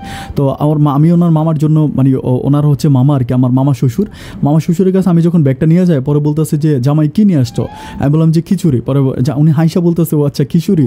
উনি ব্যাগটা নেয়, মানে হচ্ছে টিফিন বক্সটা নেয়। বাট আমি তখন বুঝতে পারি যে ও সম্পূর্ণ অনেক বড় একজন মাদক চোরা কারবারি, এবং এটার সাথে আমাদের মেম্বার জড়িত আছে, এবং আমার মেম্বারের সাথে উনি এই কাজগুলো করে। মেম্বার হচ্ছে রাঙামাটিতে এটা সাপ্লাই করে, রাঙামাটির একমাত্র ডিলার হচ্ছে আমাদের ওই মেম্বার। যাই হোক, এভাবে কিছুদিন কাটার পরে আমি চিন্তা করতেছি যে কীভাবে কী করা যায়। তখন আমি তার সাথে একদিন আমি তাকে এই ব্যাপারগুলো বলি, নিজে ইচ্ছা করেই বলি যে একটা জিনিস আসলে এভাবে কতদিন থাকা যায়, কারণ নিজের মাঝে তো একটা খারাপ লাগে, নিজের মাঝে একটু ভালো লাগে খারাপ লাগার কাজ আছে। পরে আমি নিজে একদিন তারে বলি যে মানে তুমি যে এগুলা কারো, তুমি কি জানো যে তুমি এগুলো কী করতেছ? তখন সে আমার বলে আমি কী করতেছি? আমি বললাম যে তুমি এরকম মানে মদ টদ বেচো, তারপরে এটাই সেটা বেচো, এগুলো কি ভালো? আমি ওরে বলি। তখন সে আমাকে বলতেছে তুমি কি ফির সাহেব? আমাকে বলে তুমি কি ফির সাহেব? আমি বলি না ফির সাহেব না তো, কিন্তু আমি তো একজন মানে মুসলমান, আর তুমি জানো একটা মসজিদের ইমাম ছিলাম। আর তুমি যখন আমাকে বিয়ে করো তখন তুমি আমাকে কী বলে বিয়ে করছিলা? তুমি আমারে বলছিলা যে তুমি আমাকে একটা চাকরি দিবা, তারপরে তুমি আমারে বললে যে আমাদের নবী হচ্ছে ওনার চেয়েও বেশি বয়সের মহিলাকে বিয়ে করছে, তাহলে তুমি আমাকে এত হাদিস কোরআন বলে বিয়ে করে এখন তুমি আমাকে দিয়া মদ সাপ্লাই দাও, এটা সাপ্লাই দাও, ওইটা সাপ্লাই দাও, এটা তো ভালো না। সে তখন আমার সাথে খুব রেগে যায়, মানে রেগে সে পারতেছে না যে আমার গায়ে হাত তুলবে, আমার দৌড়ে আসে মারার জন্য। আমি তখন তারে বলি যে এটা কেমন কথা, মানে সে মানে জুতা হাতে না আমাকে পিটানোর জন্য। এরপরে সে আমাকে প্রেশার দিতে থাকে যে আমি যেটা বলবো তুই করে সম্বোধন করে, তখন যে আমি যেটা বলবো তুই আমার সেই কথাই শুনবে, না শুনলে তুই তোর কাবিনের টাকাটা আমার দিয়ে তুই এখান থেকে চলে যা। তখন আমি বুঝতে পারি যে আমাকে কেন ওই সময় 6 লাখ টাকা কাবিন করা হয়েছিল, মানে আমাকে কাবিন দিয়ে জাস্ট আটকানো হয়েছে। পরে আমি বলতেছি আমি 6 লাখ টাকা আমার বিক্রি করলে তো 6 লাখ টাকা হইব না। পরে বললাম আমি যে তোর বিয়ে করছি এটা তোর শত কপালের ভাগ্য, একটা কথা বলি, মনে রাখিস, এরকম বউ তুই সারা দুনিয়াতে পাবি না। আমি কোটি কোটি টাকার মালিক, আমাকে বিয়ে করার জন্য চিটংয়ের কোটিপতির ছেলেরা এক পায়ে দাঁড়া, এক পায়ে আমাকে বিয়ে করার জন্য চিটংয়ের কোটিপতির ছেলেরা দাঁড়িয়ে আছে। অথচ আমি তোকে বিয়ে করছি আর তুই আমার সাথে এখন মস্কারি করতেছিস, তুই আমার সাথে মজা করতেছিস। আমি তখন বুঝতে পারলাম যে আমি অনেক বড় একটা ঘরতে পড়ে গেলাম, এখান থেকে বের হওয়ার কোনো উপায় আমার নাই। আমি তখন চিন্তা করতে থাকি যে আল্লাহ, আমাকে কোনোভাবে এখান থেকে পালাইতে হবে, মানে কোনোভাবে এখান থেকে পালাইতে হবে, এছাড়া আমার কোনো উপায় নাই। কারণ আমি কী বা করতে পারি, যে কোনো সময় আমি চিন্তা করতেছি আমাকে পুলিশে ধরাই দিতে পারে, কারণ সে আমাকে দিয়ে বিভিন্ন জায়গায়, আমি রাঙামাটিতে অনেকবার গিয়েছি, আমি হুজুর বা আমার টুপি পরে থাকি, আমাকে দেখতে ভালো লাগে, এই জন্য অনেক চেকপোস্টের মধ্যে আমার ব্যাগগুলো চেক করে নাই। যদি চেকপোস্টে আমার ব্যাগ চেক করতো তাহলে তো ওরা মাদক পেয়ে যেত, এরপরে তো অবশ্যই আমার বা জেল ফাঁসি হয়ে যেত। আমার ভিতরে প্রচুর পরিমাণ ভয় ঢুকে যায়। একটা হয় না যে একটা মানুষের অনেক আত্মীয় স্বজন থাকে, পাড়া প্রতিবেশী থাকে, বাট আমার এই দুনিয়াতে তো কেউ নাই। আমি কার কাছে গিয়ে বিচার দিব? যে মেম্বার আমাকে বিয়ে করাইছে সেই মেম্বারই আমার বউয়ের সাথে এই ধরনের সম্পর্ক। এরপর আমি কি করি, এখানে আরও 2 দিন থাকি। 2 দিন থাকার পর আমি শুধু সুযোগ খুঁজতে থাকি যে কোন সুযোগে এখান থেকে বের হওয়া যায়।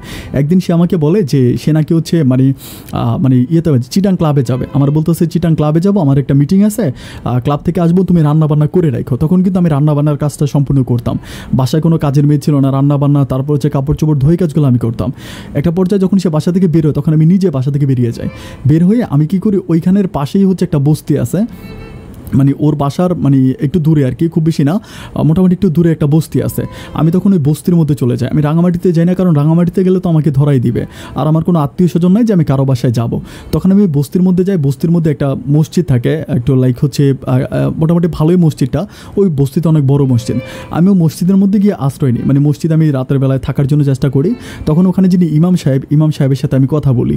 ইমাম সাহেবকে আমি বলি যে হুজুর, আমি আসলে মূলত হচ্ছে একজন কোরআনে হাফেজ, পরিচয় দেই যে আমি রাঙামাটিতে থাকতাম, আমার ওখানে একটু প্রবলেম হয়েছে, এই জন্য আমি হচ্ছে এদিকে চলে আসছি, আপনি আমার একটা চাকরির ব্যবস্থা করে দেন। তখন হুজুরটা আমাকে বলে যে ঠিক আছে, তুমি আমার সাথে থাকো মসজিদে, আমি ইনশাল্লাহ তোমাকে একটা কাজের ব্যবস্থা করে দিব। এরপর ওই হুজুরটা আমাকে রাখে, উনিও ইমাম ছিল, তো ওনার এখানে আমাকে রাখে। তখন উনি মাঝে মাঝে যখন থাকতো না, উনি আবার কাজে কেমন অনেক ব্যস্ত থাকতো, এদিক সেদিক চলে যেত। তখন আমি যথারীতি এখানে হচ্ছে ইমামতি করতাম। আস্তে আস্তে আমি বস্তির মধ্যে কিছু কিছু ছেলেরে নিয়ে আসা, আমি এখানে লাইক সকালবেলা, এটা কিন্তু হইতো না, এটা কিন্তু ওই যে আগে যে ইমাম ছিল উনি কিন্তু করতো না। পরে আমি কিছু বাচ্চা টাচ্চা নিয়ে আসা, আমি এখানে বাচ্চাদেরকে পড়াইতে মোটামুটি আমাদের এখানে প্রায় 20-25টা বাচ্চা হয়ে যায়। এরই মাঝে আরেকটা ব্যাপার বলে রাখি, আমি কিন্তু আমার নাম্বার চেঞ্জ করে, মানে মোবাইল সব কিছু আমি ওইখানেই রেখে আসি, কিছুই আনি না। কারণ হচ্ছে আমি চিন্তা করতেছি যে মোবাইল আনতে গেলে না জানি আবার কোন ধরা খাই যায়, মোবাইল আমাকে ধরে ফেলে। এই জন্য আমি সব কিছু ওই বাসায় রেখে আমি শুধু একদম খালি পায়ে কাপড় চোপড় নিয়ে আসি। এরপরে ওইখানে যখন অনেক বাচ্চা আমি পড়াইতে আসি, তখন মোটামুটি অনেক টিউশনি পাওয়া যায়। ওই বস্তির মধ্যে কিছু কিছু টিউশনি পাই, অ্যান্ড ওই বস্তিতে যিনি ইমাম ছিল উনি আমাকে অনেক বেশি ভালোবাসায়। একটা পর্যায়ে আমি দেখতেছি যে আমার অনেক টিউশনি, মানে মসজিদে উনি চাকরি করে যে টাকা বেতন পায়, আমি এর চেয়েও ভালো টাকা টিউশনি করে ইনকাম করি।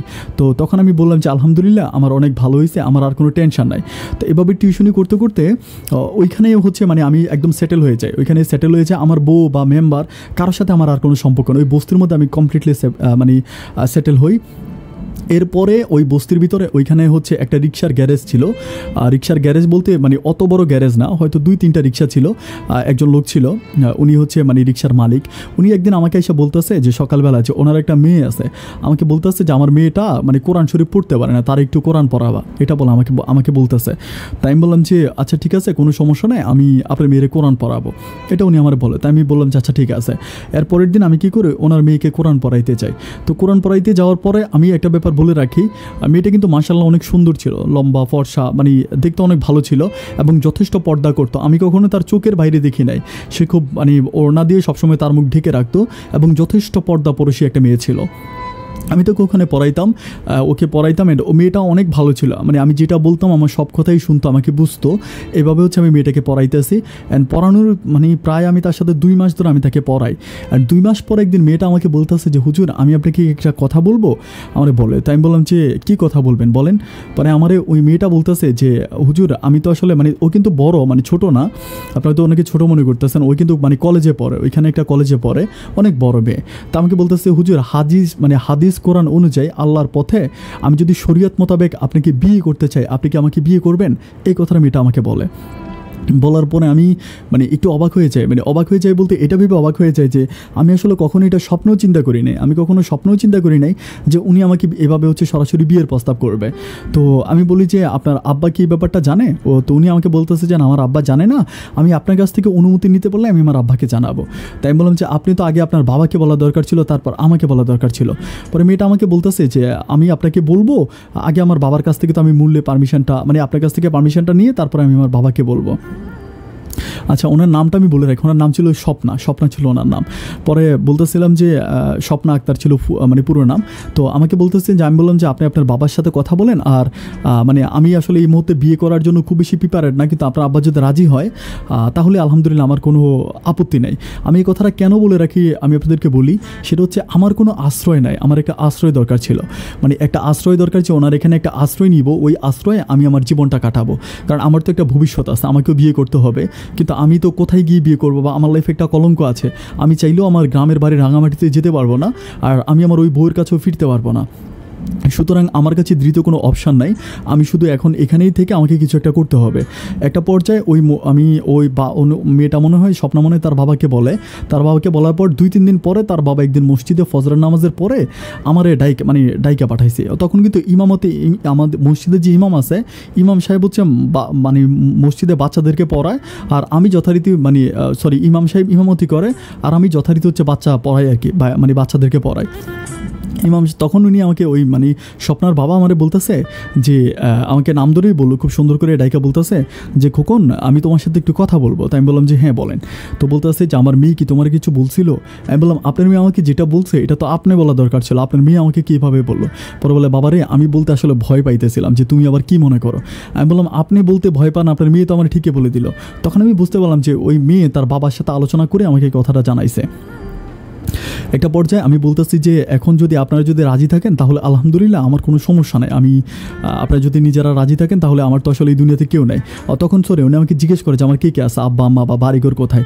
তখন আমি সব কিছু ওনাকে ডিটেলস বলি, যে সব সত্য বলি, খালি একটা ব্যাপার আমি মিথ্যে বলি যে আমার যে একটা বিয়ে হয়েছে বা আমার যে একটা বউ আছে বা ওই বউয়ের ব্যাপারে আমি কোনো কিছু বলি না। আর এছাড়া আমি সব কিছু সত্য বলি যে রাঙামাটিতে আমাদের বাসা, আমি একটা রাঙামাটিতে মসজিদে আগে ইমামতি করতাম, ওইটা ছেড়ে দিছি, এখন এখানে আসছি।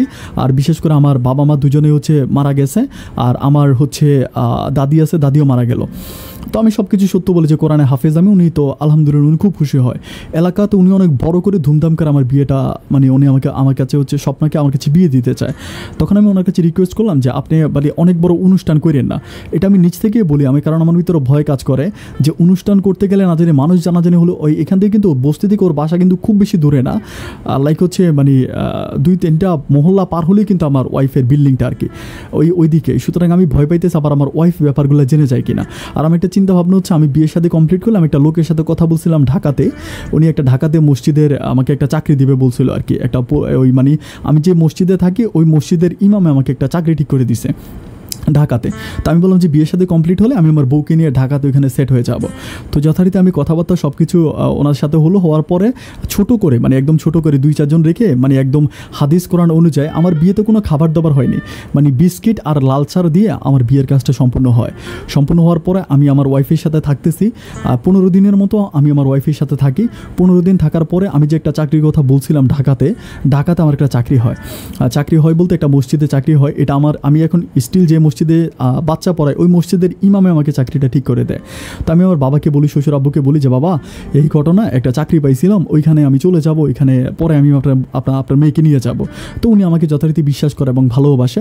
ওনার সাথে কথাবার্তা বলে আমি তখন ঢাকাতে আসি একটা চাকরির জন্য। চাকরিটা ছিল আমার মিরপুরে ছিল আমার চাকরি, মিরপুরে ছিল হচ্ছে মাদ্রাসাটা। তো মাদ্রাসা প্লাস হচ্ছে মানে মসজিদ, মানে হেফজোখানা মসজিদ এরকম আর কি, হেফজোখানাও আছে আবার মসজিদ আছে, হেফজোখানায় আবার 3-4 জন বাচ্চাও আছে। তো ওইখানে হচ্ছে আমার চাকরি হয়, আমি ইন্টারভিউ দেওয়ার পরে পাশ করার পরে আমার ওখানে চাকরি হয়। চাকরি হওয়ার পরে আমি ওখানে 3 মাসের মতো চাকরি করি। 3 মাসের মতো চাকরি করার পরে 3 মাসের মধ্যে কিন্তু আমি আবার 5-6 বার হচ্ছে আবার চিটংয়ে যাতায়াত করি, চিটংয়েও আসি। পরিশেষে আমি আমার শ্বশুরকে বলতেছিলাম যে আমার তো এখানে একটা বাসা আছে, এখন যদি আপনি বলেন তাহলে আমি স্বপ্নাকে নিয়ে ওইখানে চলে যাব। তখন উনি বলতেছে তো স্বপ্ন থেকে কলেজে পড়াশোনা করে।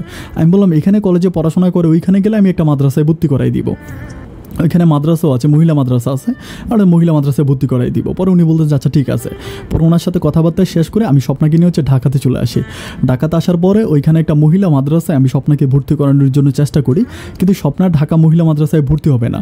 মানে আমি ওকে যতই বলি যে ভর্তি হওয়ার জন্য, ও বলে যে না, বিয়ে শাদী হয়ে গেছে, এখন আমি সংসার ধর্ম করব, তোমার বাচ্চা কাচ্চার মা হব, আমার এখন আর পড়াশোনা হবে না। আমি অনেক রিকোয়েস্ট করার পরও সে আর ভর্তি হয় না। আমি তাকে বলি যে তোমার আম্মা যদি ব্যাপারগুলো, তোমার আব্বা আম্মা যদি জানতে পারে তাহলে তারা মনে খুব কষ্ট পাবে, বলবে মেয়েটাকে বিয়ে দেওয়ার পরে তার পড়াশোনাটা বন্ধ হয়ে গেল। তখনও আমাকে বলতেছে যে আব্বা আম্মা কিছু বলবে না, আমি তাদেরকে ম্যানেজ করব, তুমি কোনো সমস্যা নেই।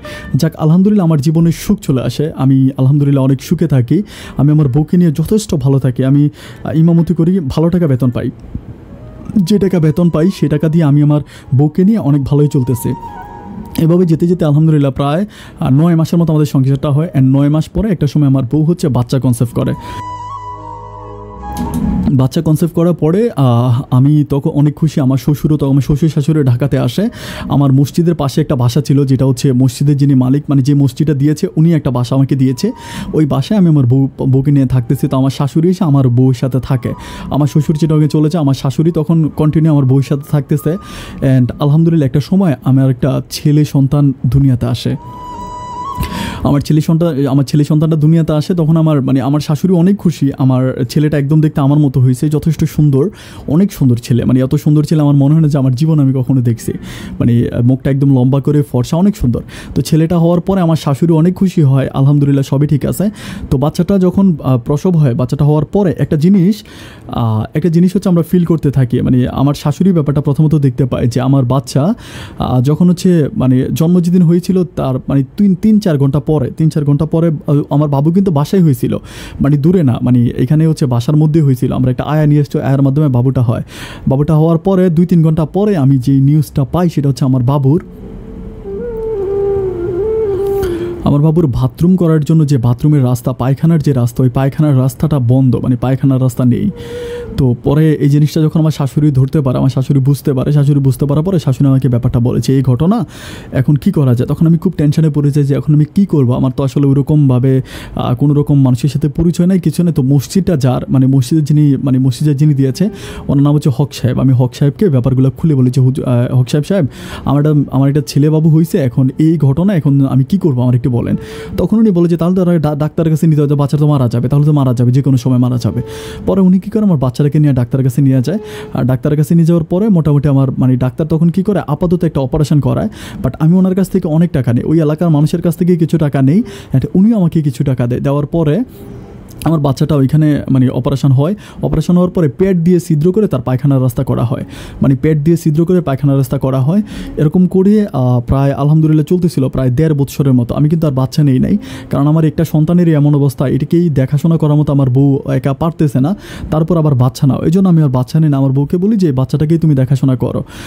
তো ও আমার বাচ্চাটাকে দেখাশোনা করে। একটা সময় বাচ্চার পেট দেখে পেটের অবস্থা এমন হয়ে গেছিলো যে যখন একটু বড় হয়েছে আর কি, 1-1.5 বছর পরে, তখন এই পেট দিয়ে পায়খানা করলে ওর খুব কষ্ট হয়, আমি বুঝতে পারি যে খুব কষ্ট হয়। তখন আমি ওই এলাকার মোটামুটি মানুষদেরকে বলি যে আমার কিছু টাকা পয়সা দেওয়ার জন্য, বাট তারা যে পরিমাণ সাহায্য সহযোগিতা করে। আর এরই মাঝে হচ্ছে যে হক সাহেব প্রথমে টাকা দিয়েছিল আমার বাচ্চার অপারেশনের জন্য, সে হক সাহেব কিন্তু মারা যায় এরই মাঝে। তো এরপরে আমি মসজিদে চাকরি করে যে টাকা বেতন পাই, সে টাকা দিয়েই অপারেশনটা অনেক বেশি ব্যয়বহুল, অনেক টাকার দরকার, অত টাকা আমার কাছে আসলে নাই। আর আমি যদি আমার সেই ওয়াইফের সাথে যোগাযোগ করি, আমার যে প্রথম ওয়াইফ, তার সাথে যোগাযোগ করলে সে আমাকে হয়তো খুনই করে ফেলবে।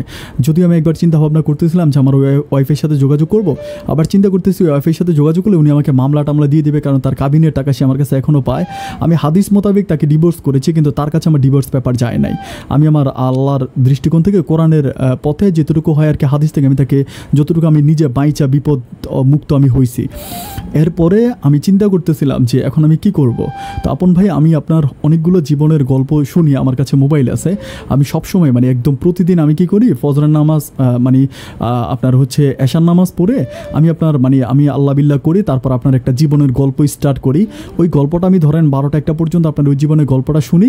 তারপরে ভাই আমি তাহাজ্জুদের নামাজ পড়ি, ফজরের নামাজ পড়ি, এরপরে ভাই আমি ঘুমাই। আমি এমন কোনো রাত নাই যে আপনার জীবনের গল্পগুলো মানে আমি যে শুনি না, প্রত্যেকদিন শুনি। আপন ভাই যদি পারেন আমাকে একটু সহযোগিতা করবেন, আমার বাচ্চাটার অপারেশনের জন্য যদি একটু সহযোগিতা আপনি করেন আমি খুব খুশি হব। এটা হচ্ছে আমার ফোন নাম্বার, এটা হচ্ছে আমার মাদ্রাসার ঠিকানা, এটা আমার হচ্ছে মসজিদের ঠিকানা, আর এটা হচ্ছে আমার একটা বাবুর ছবি, এটা আমার বাবুর ছবি। আর আমার যদি আপনি সম্ভব হয়, যদি পারেন আমাকে একটু সাহায্য সহযোগিতা করবেন, আর যদি আপনার সম্ভব হয় আপনি আমার এই জীবনের গল্পটা একটু প্রচার করবেন। এটা হচ্ছে আপনার কাছে আমার বিনীত রিকোয়েস্ট। আপন ভাই আপনি অনেক ভালো থাকবেন, আমি আপনার অনেক বড় একজন ভক্ত, আপনার জন্য আমার শুভকামনা। আসসালামু আলাইকুম রহমতুল্লাহি ওয়া বারাকাতুহু।